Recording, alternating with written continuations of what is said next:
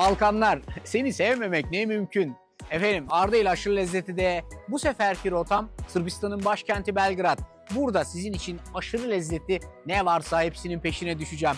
Süper lezzetli bir macera sizi bekleyecek. Hadi bakalım başlıyoruz.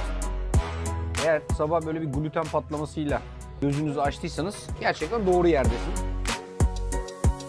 Koyuyorsunuz, ekmeği kapatıyorsunuz, gömüyorsunuz.